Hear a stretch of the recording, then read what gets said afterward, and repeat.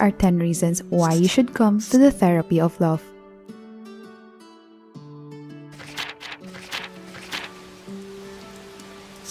To heal the wounds from past relationships. To learn how to love intelligently. To prepare yourself for dating.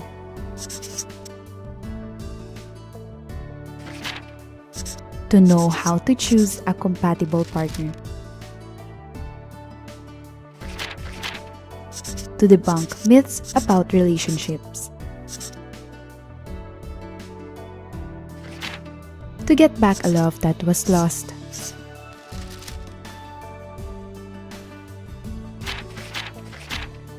To learn how to value yourself.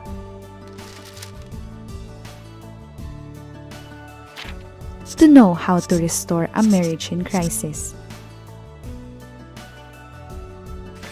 To learn how to become a better wife or a better husband.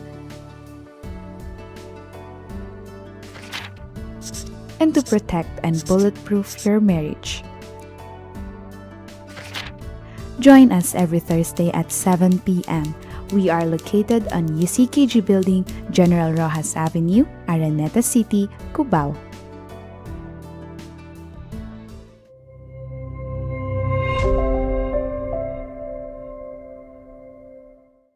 Pinagpalang tanghali po sa inyong lahat. Muli nandito po kami para magdala ng magandang balita para sa inyo mula sa salita ng Panginoong Diyos. Siguro yung iba po sa inyo kumakain, meron kayong mga ginagawa, break time ninyo, siguro nasa bahay kayo, nasa biyahe, trabaho. Hindi ko po alam kung nasaan kayong lugar, pero isa lang yung alam ko, kapag ka ikaw ay nakinig hanggang dulo ng program na to, meron kayong matututunan kung paano maging pinagpala sa buhay. And nais ko rin pong hilingin sa inyo na i-share nyo yung program natin ngayon para sa mga tao rin na nangangailangan ng tulong na mula sa Panginoong Diyos.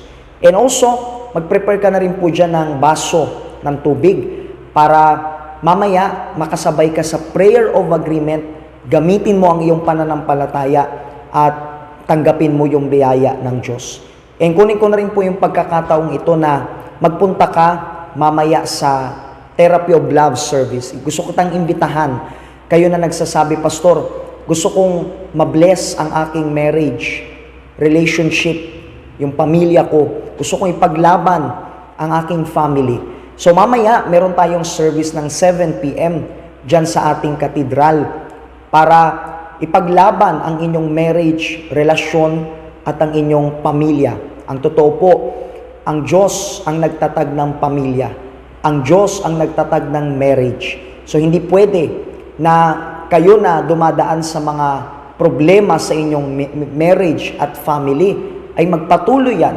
So ngayong taong ito, ipaglaban natin na ang ating pamilya at ang ating marriage, ang relasyon ay maging pinagpala at maging isang testimony sa ibang mga tao. Okay? So please, maganda kayo ng bote ng tubig, baso ng tubig, maya-maya magkakaroon tayo ng prayer of agreement. Pero gusto ko muna pong pakinggan nyo itong tugtog na to at panoorin nyo po itong testimony na to.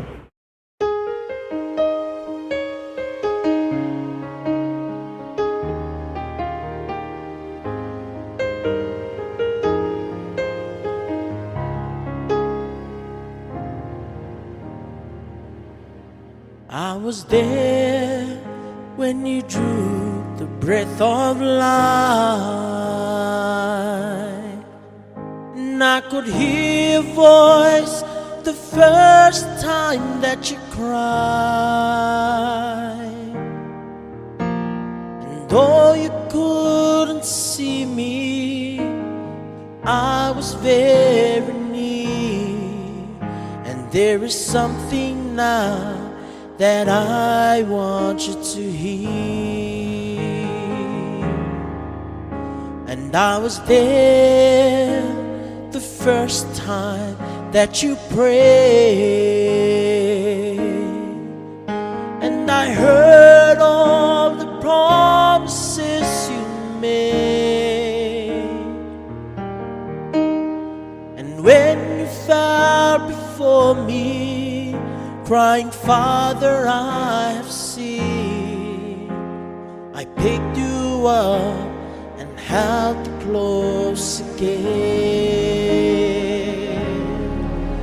You will always be a child of my heart.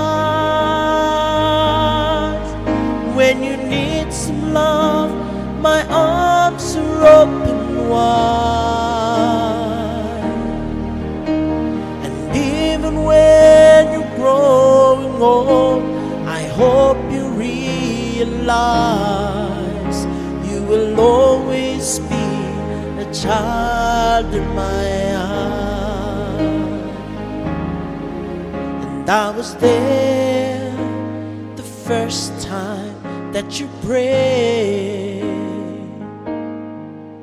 and I heard all the promises you made. And when you fell before me, crying, Father, I have sinned, I picked you up and held you close again. You will always be a child of my heart. And when you need some love, my arms are open wide. And even when you're growing old, I hope you realize you will always be a child of my heart. You will always be a child of my heart. And when you need some love, my arms are open wide. And even when you're growing old, I hope you realize you will always be a child of my heart. You will always be a child of my heart.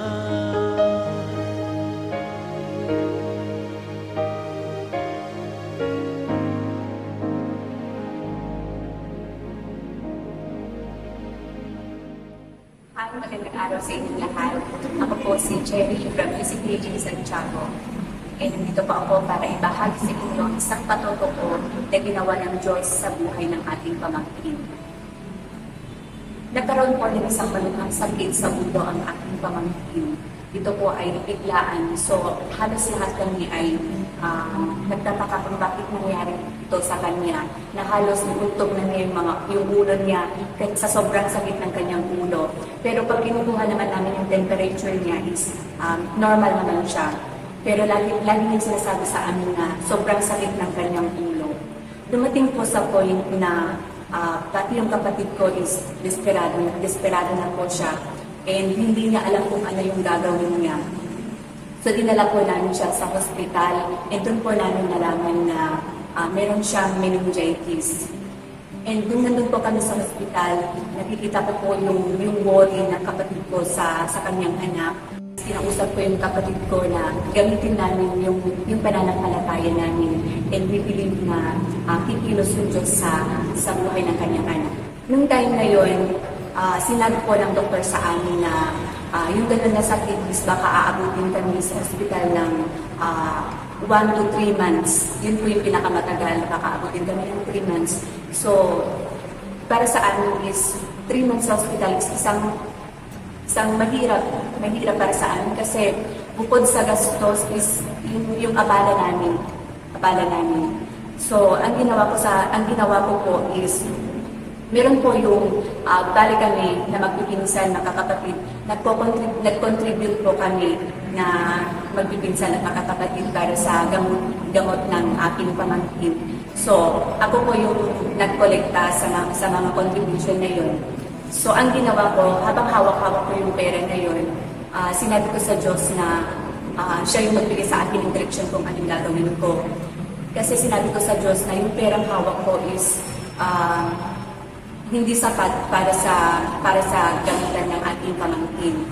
Sinabi po sa atin, parang sinabi po sa atin ng Diyos na yung pera na yun is ilagay ko sa altar niya. And para sa atin is medyo masakit kasi alam ko na kailangan natin ng pera, pero yun po yung hiniling sa atin ng Diyos. So hindi po ako nagdalawang isip. Punta po ako sa simbahan at pinilagay ko po yun sa altar. At sinabi ko po na, at naniwala ako na magaling na ang ating pamangkin. Kinabukasan po, tumawag po yung mama ng aking pamangkin kasi siya yung nagbabantay dun sa ospital. Sinabi po niya sa akin na yung aking pamangkin is malaki na daw po yung improvement sa kanya. Yung kanyang laboratories ay okay na po, negative na po lahat, and nagre-recover siya. Nagpadala po siya ng mga picture ng aking pamangkin. Nakita ko po talaga yung kaibahan ng itsura ng pamangkin ko nung dinala namin siya sa hospital at nung time na nagsabi ng yung mama niya na okay na siya.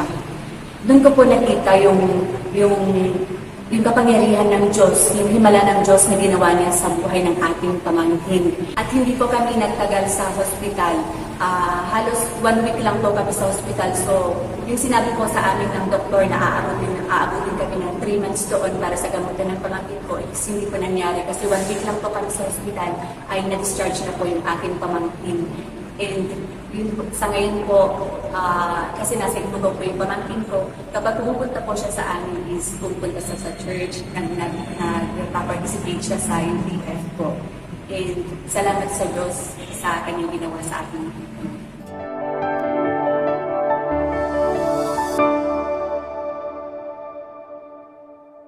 Naniniwala po ako na lahat kayo po na nanonood sa akin, kayo man ay nasa abroad, or nandito lang sa Philippines, lalong-lalo na ikaw na nasa health center na natin ng UCKG.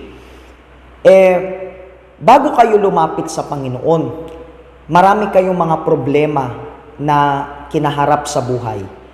Yung iba po sa inyo, bago kayo lumapit sa Panginoon, meron kayong sakit, kayo ay depressed, wasak ang inyong pamilya, kayo ay naliligaw ng landas, meron kayong insomnia, suicidal thoughts, ang daming problema.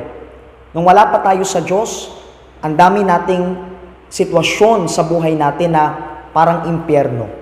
Diba? Ako, ganun ako dati. Bago ko makilala ang Diyos, bago ko makilala ang simbahan, bago ko naimbitahan dito sa tahanan ng Diyos, ang dami kong problema sa buhay ko. Pero merong ginamit ang Diyos na isang tao na dalhin ako sa Panginoon, dalhin niya ako sa Kanya, and then ginamit ko yung pananampalataya ko, natutunan ko yung mga bagay sa simbahan, and then ngayon, yung mga problema ko dati ay wala na, malaya na ako. At ngayon, gusto kong ipasa ito sa mga tao na may mga problema rin, na sasabihin ko sa kanila na may mga solusyon rin sa problema nila. Ibig sabihin, nais ng Diyos, expect ng Diyos sa akin, na kung ano yung tinanggap ko, ay kailangan kong ipasa sa iba. At alam niyo po, ganito rin sa inyo. Kayo na nagsasabi, Pastor, simula nang lumapit ako sa Diyos, simula nang ako ay napunta sa Simbahang Universal, yung buhay ko ay nagbago. Naranasan ko ang kapangyarihan ng Diyos. So, ang inaasahan sa iyo ng Panginoong Diyos, mga kaibigan, ay ipasa mo rin. Ipamahagi mo rin kung ano yung tinanggap mo mula sa Diyos. Tulad ng sinabi dito sa libro ng Matthew, babasahin ko sa inyo po. Matthew chapter 10, sa verse 8. Babasahin ko yung dulo ng verse. Sabi dito, tinanggap ninyo ang kapangyarihang ito na walang bayad, kaya ipamahagi rin ninyo ng walang bayad. So, you see, ito yung utos ng Panginoong Hesus sa atin. So, kung ikaw, naranasan mo na yung kapangyarihan ng Panginoong Diyos, gumaling ka sa sakit, lumaya ka sa mga problema mo, narinig mo ang magandang balita, So ngayon, panahon naman na hindi dapat tumigil yan sa'yo. Pero panahon naman na ikaw ang gagamitin ng Panginoon para ipamahagi yan sa ibang mga tao.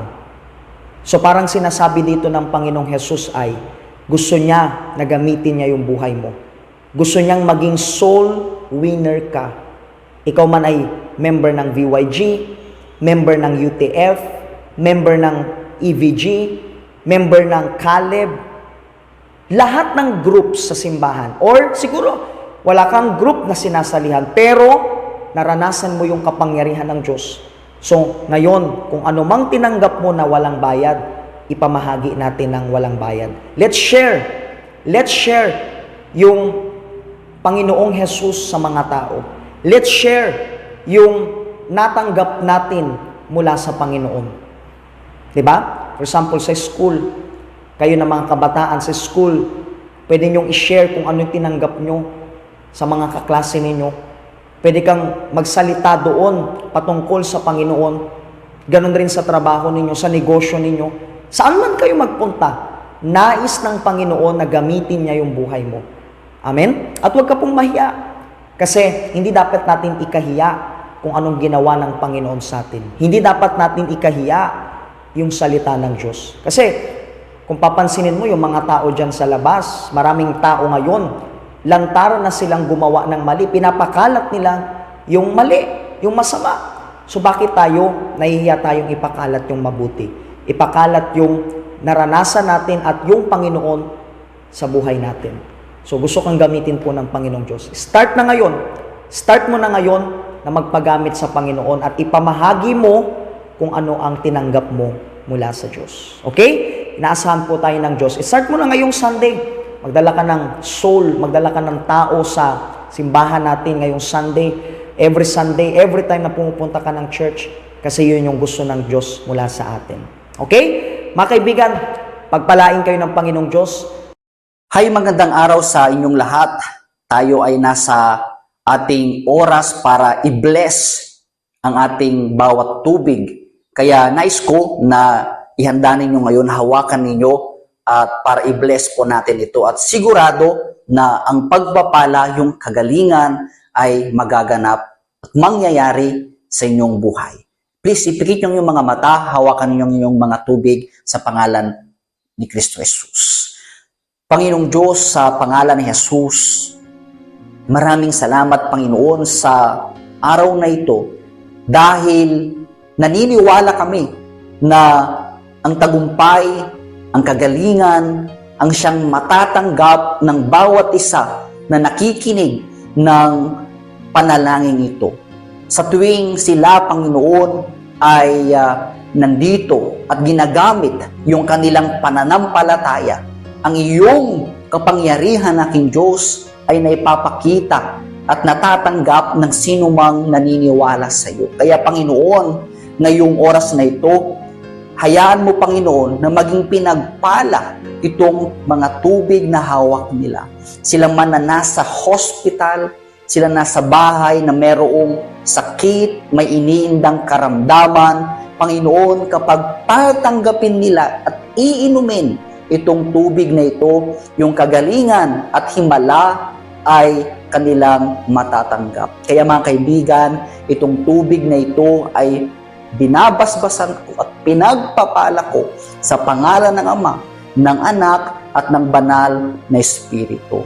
Mga kaibigan, inumin mo ngayon ng may pananampalataya at upang tanggapin ang kagalingan sa iyong buhay. Inumin mo ngayon sa oras na ito.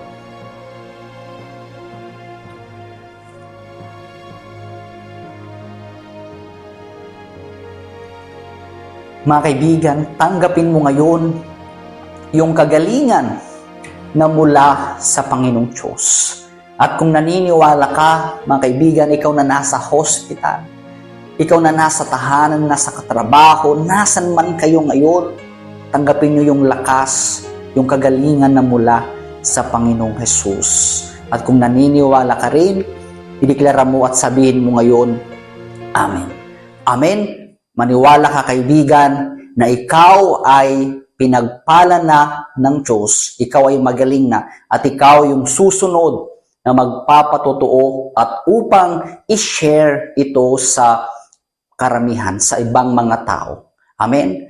So, tayo ay nasa araw ng Huwebes upang pagpalain, i-bless ang ating pamilya.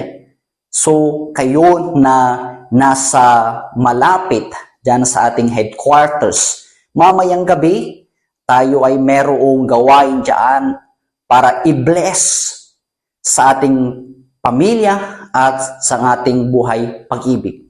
So, magpatuloy na makipaglaban sa ating pamilya at kayo ay welcome. Kung kayo naman ay nasa South Cotabato, dito sa Coronadal City o malapit sa Coronadal City, South Cotabato, inaanyayahan ko kayo na i-share ninyo na meron tayong lugar para pumunta ang bawat pamilya o kaibigan ninyo dito sa Coronadal City. Yung ating address ay Tosheco Hotel, Red Doors, Function Hall, Osita Block 1, malapit ito sa Philippine Statistics Authority or PSA. Mga kaibigan, every Sunday, 10 a.m. at tuwing linggo, ito doon sa function hall ng hotel. So tuwing Miyerkules din ay meron tayong service ng 3 p.m. Kung gusto ninyong malaman kung ano yung mga karagdagang impormasyon, pwede niyong kontakin itong ating helpline upang sabihin po ito sa inyo. Hanggang sa muli mga kaibigan, kayo ay pinagpala na. God bless you all. Hello guys, how are you? A big hug to all of you there in the Philippines, and it's gonna be a pleasure for us to be with you at our night video, our special night video called No Way Night Video. You know why we chose this name, No Way? Because you have heard this expression many times. You have spoken about it many times, right? And we're gonna talk about it in the night video. But one thing for sure you have to remember. There is no way you are going to miss it. We are going to be there at the 26th of January, at 10 p.m. We are going to be together for this special night video, all night video, there at the place you know, at the UCKG building, at Araneta City, Cubao, Quezon City, there in Manila, in the Philippines. And we cannot wait for this day. And I would like to ask you to invite all your friends, people you know from school, from college, university, people who live there by your road, your house, your cousins. Bring all the youths you know, because I'm sure they're going to live there in a different way. There is no way they're going to live this night video in the same way. Okay? So we see you there, and we can't wait to arrive there in the Philippines. Big hug. Until then. Uy guys, nandyan pala kayo. Ako dito, kasama ko ang mga tropa kong mula sa BYG at handa na kami ngayong darating na January 26 para sa ating BYG Night No Way.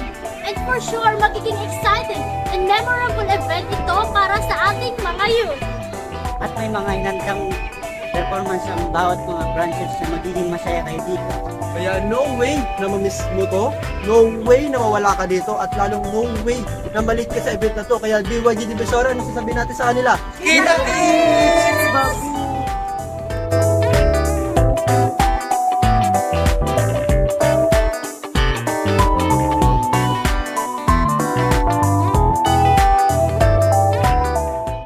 Kami at ang BYG Baclaran ay pupunta sa BYG Night Vigil No Way with Bishop Cecil. Alas 10 ng gabi sa UCKG Cubao, General Rojas Avenue, Araneta City, sa tabi ng National Tire Store. Kami hindi namin ito ipalalampasin. Kayo ba?